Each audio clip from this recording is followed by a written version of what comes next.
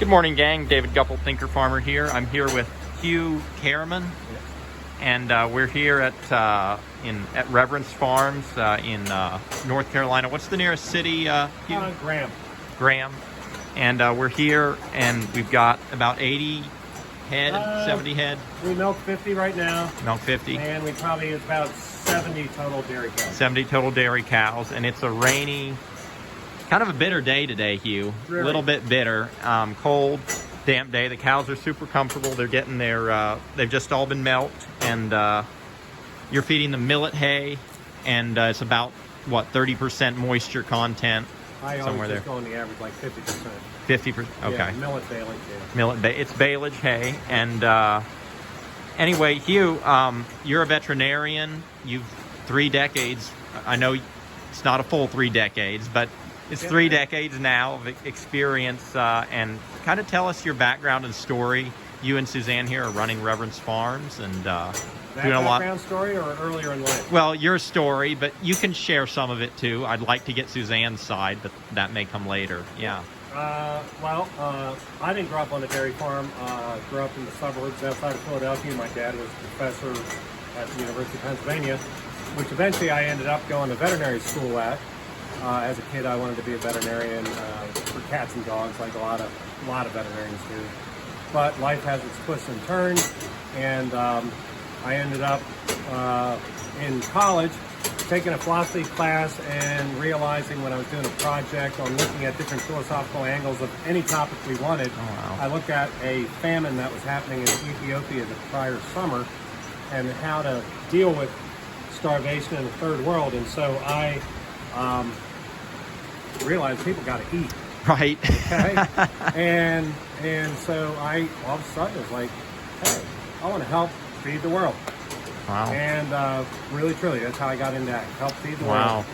And That's how at a lot of point- people got in. Yeah, right. And a lot of people, well, at that point in the early 80s, a lot of my professors were still thriving from the Green Revolution, all the technology for India to make rice and all that. 50s So I and didn't care 60s. what I learned. I was just taking it all in. Yeah. And so, anyway, got lucky. Got a job with the Soil Conservation Service in my 3rd year of college. I was a soil science major. And we worked on dairy farms in southeastern New Hampshire. I went to the University of New Hampshire for college. And I always, as a soils person in soil surveying and conservation, you're looking at the drainage outlets into the creeks. Where's the effluent go and how does it get, stopped, the erosion stopped? And in the distance, I'd always see those cows. And it was like, oh, the cows, they always drew me a little bit. And so after college, went over to the Netherlands. I have a lot of relatives over there. They're not farmers, but they knew farmers. And so I said, I'd love to learn how to milk cows. Yeah. So got a 3-month job, really got paid pittance, and that's okay. I wanted to learn. And so I started milking goats on the farm and cows. And How old would you have been at the time? 20. 20. Wow. Yeah, I'm 60. What an age. Yeah. And so I just loved it. Fell in love with milking animals because I wanted to help feed the world. I still want to. And there's milk coming from that cow to make milk, butter, ice Every cream, day. cheese, all the stuff I love. And a lot of people love. That's right. And so I really got into cows, kept milking them for 6 years. You stayed in the Netherlands for 6 years? No, sorry, that was 3 months. Okay. Came back to the U.S. Okay. I was working on some dairy farms, basically for a pittance, but loving what I was learning, taking it in. Yeah. I've learned everything about dairy farming from shoveling out manure early on to being a veterinarian of dairy cows and organic dairy cows at that for years now.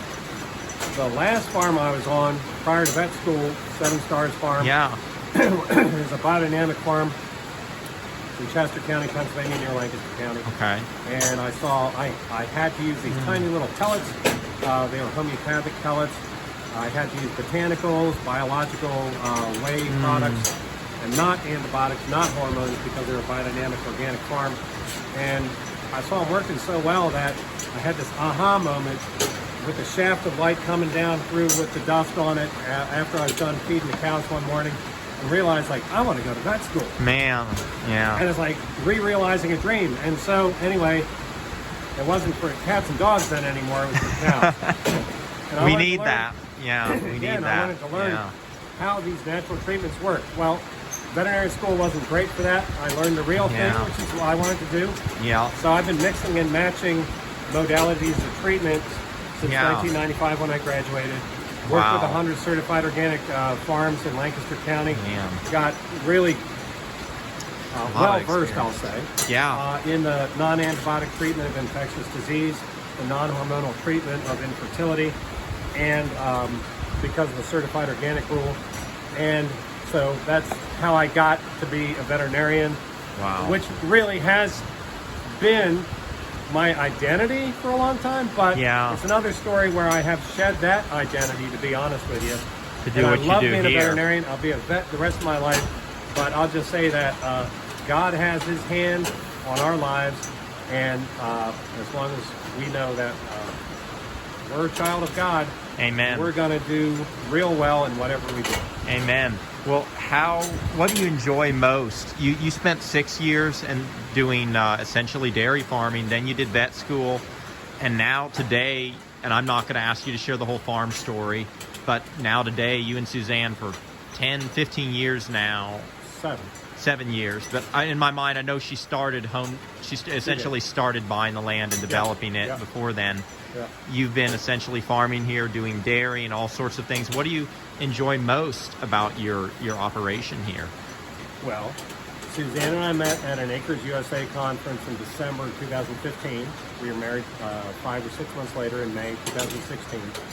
What do I enjoy most is being around dairy cows and doing it with Suzanne and enjoying the way we care and manage for the cows. Yeah. We're a grass-fed farm. I have nothing against grain whatsoever. I mean, I'm used to that from my life in Lancaster Okay. County as a Yeah. vet. Corn, silage, grain, the whole As a thing. dairyman, High yeah. production.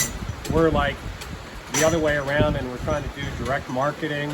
And so people want, it's not that people want grass-fed or grain-free and all that. It's just that Suzanne's vision for this farm is to turn sunshine into butter fat and cream through the dairy cow.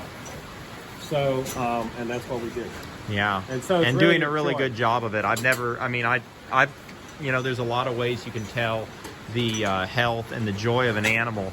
I've maybe heard, I don't think I've heard one animal bawl. Now, I know you said there was one, I remarked earlier. Yeah, it's just because she wanted her calf. Yeah, she just wanted her calf, but I've not heard really one animal complain at all today. So that tells me they're really happy. Yeah, they're quiet. I mean, and there's no smell here. You've got them on deep bedding. It's damp and rainy outside. Right. And you're gonna, and you're saving all the fertility. You know, from a regenerative standpoint, you're gonna put it on the landscape. We do. We clean out the bedded pack every month, Yeah. roughly, every 3 to Wow. 5 weeks, depending on.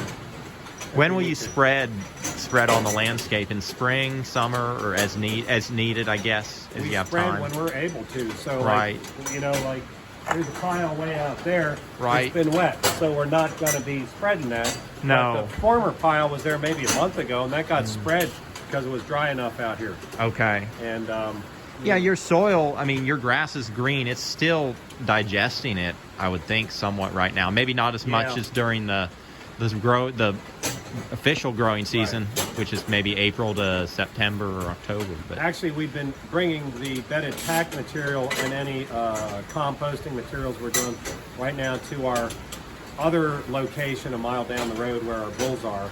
Okay. And enhancing that soil with that fertility. Nice. Because this has all been planted for winter grazing, early spring grazing. Okay.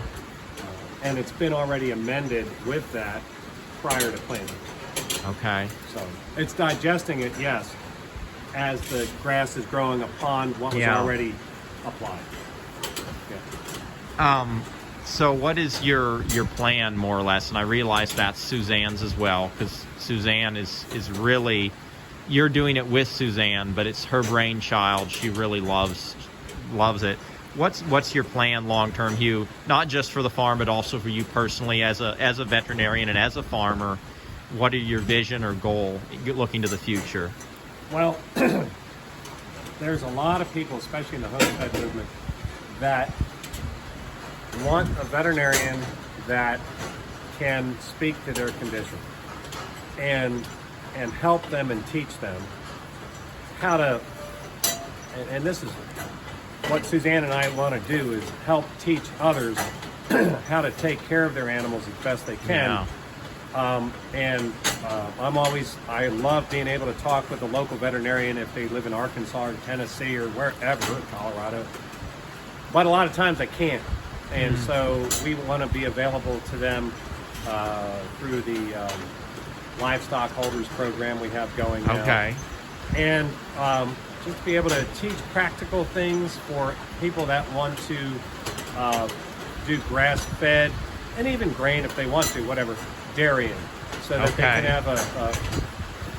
they can have good, healthy animals and have happy, content animals and be happy and content in what they're doing with their animals.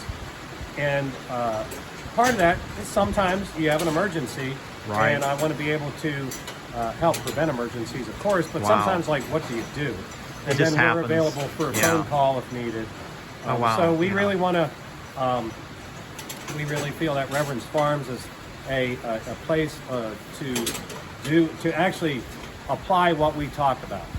Walk the walk in what we say. And help others see what we do. We're essentially a dairy farm, but we have some homestead aspects to us, like our mobile egg units or our little set of pigs. We got 8 pigs right now. And we got like 100. We want to have just 100 chickens, not 300. You know, maybe half a dozen or 10 sheep instead of like 30 to 100, which we used to have 100 sheep to 200 sheep. So, but the dairy is the main thing. That's what Suzanne and I love, is dairy cows. But we also do more homesteading things with other species. So we have a diversified livestock farm. We do silvo pasture, grass grazing, moving them up every 12 hours or even more often. And we just love seeing the animals on the land. That is awesome. Well, Hugh, thank you for your time. And thank you. Thank you for being on the channel with me. I know people are going to enjoy hearing your story and anything you want to add. We're an open farm. People are welcome to come and visit whenever they want. We're 15 minutes from Chapel Hill. What's your website name? Reverence Farms or Reverence at Home. And I know you've got Reverence. I know you're on Instagram, Reverence Farms. Yeah, you know, and then, that's Suzanne's thing more than mine. I hate to say it, but I never get it quite right. But it's Reverence Home is one of them. Okay. And Reverence Farm. Okay. Yeah. Well, with that, gang, I want to wish you all blessings for the journey. Hugh and I are trying to stay dry. Hope y'all have a blessed day. Thanks.